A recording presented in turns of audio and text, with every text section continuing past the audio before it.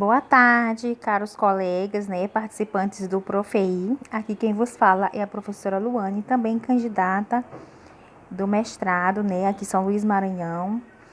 E eu quero convidá-los, todos vocês, a lerem, as indicações dos textos, porque muitos colegas participantes estão colocando nas redes sociais ou que assistiram na própria live que não é preciso fazer a leitura desses livros. Porém, acho assim que não custa nada, Não custa nada a gente ler um pouco do que o edital está indicando para a gente. Então, eu fiz aqui um breve resumo, um comentário sobre o texto da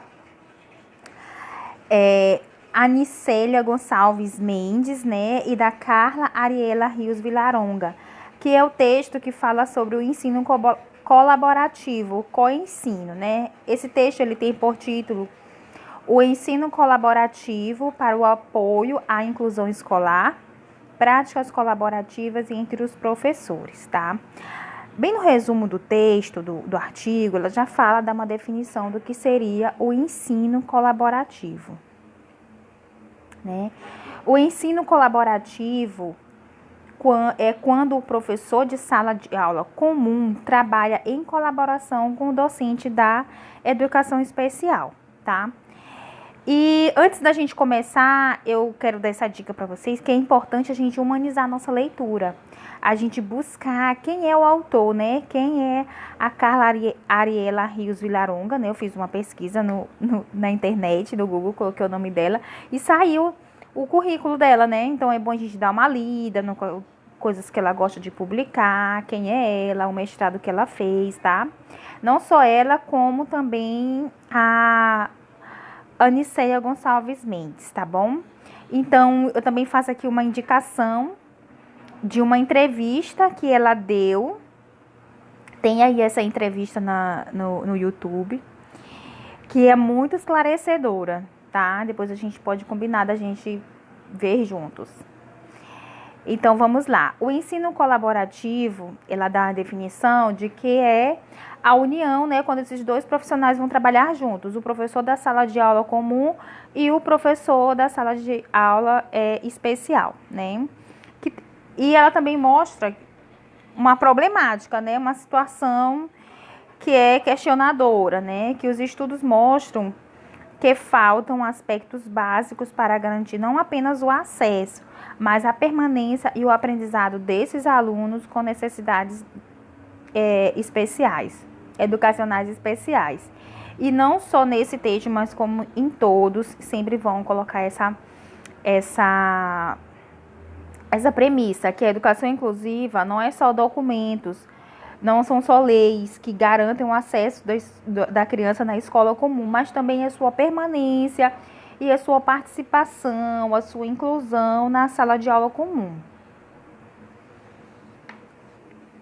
Ela dá também as características de uma escola inclusiva, Lá na página 140, São dois aspectos. Um é gastar tempo e energia formando a equipe escolar e o 2 é capacitar as equipes educacionais para tomar decisões de formação colaborativa. Esses dois aspectos, ela vai desenvolver durante todo o texto. E mais na frente ela diz também que os professores que atuam individualmente não possuem respostas. Foi abordado isso no texto, que dificilmente o professor ele vai conseguir resposta, ele vai conseguir resultado se ele for trabalhar sozinho, E apontam também essa questão do coensino, que devem sim trabalhar os dois juntos. E além disso, cursos de formação continuada para os professores e para os profissionais que trabalham voltado para esse tipo de educação. Então, vamos falar de formação de professor, Na página 141, ela fala assim, que a educação inclusiva significa a equiparação de oportunidades para as pessoas até então excluídas socialmente. Vocês vão me desculpando se ficou faltando algum errinho, porque eu estou digitando do meu próprio celular. Também ela cita os documentos legais, né, cita a LDB, o Plano Nacional de Educação, o AEE, né, que é o Atendimento Educacional Especializado. Ela diz que nesses documentos vem, né, batendo sempre nessa tecla que deve ocorrer preferencialmente na sala regular de ensino. Que essa saída do AEE, essa solução que foi dada como uma proposta de colocar a criança em uma outra sala especial, ela já não está sendo mais tão bem vista, porque na verdade está tirando da criança o direito de estar com outras crianças, está minimizando as perspectivas de inclusão. Então, na lei vem dizendo isso, que é preferencialmente na sala regular de ensino. E esse é o motivo da formação continuada em educação especial, por causa da atuação em consonância, né? Por isso, se falar em educação continuada para professor, voltada para a educação especial. Por quê? Porque deve haver o coensino. Também, ela vem falando alguns aspectos que são importantes, que são relevantes, né? Não coloquei aqui todos, mas vocês vão fazer a leitura, né? E a gente tem que se atentar para esses aspectos, né? Que é o tempo de planejamento em comum, o conteúdo e o currículo, a distribuição de tarefas, a avaliação, né? Que é muito questionada na educação especial, a comunicação, o acompanhamento, as metas, tá? Então, ela vai trazendo isso lá na página 141, tá? Sobre a proposta do ensino colaborativo. Sobre o coensino, o que seria a proposta do coensino? Seria uma redefinição do papel do profissional de educação especial. Ou seja, que redefinição é essa, né? Esse profissional da educação especial, ele deve ser apoiado à classe comum e não retirando o aluno da sala de aula regular. Por isso, o coensino, tá?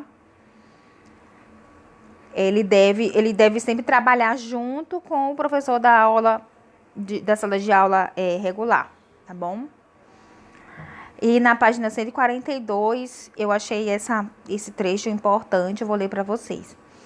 Para que o contexto inclusivo não permaneça somente na retórica, né, no blá blá blá, na fala, deve-se pensar em formação de recursos humanos, ou seja, na formação continuada, em condições de trabalho para que esse professor e em espaço de diálogo entre os formadores, no caso a universidade e a escola.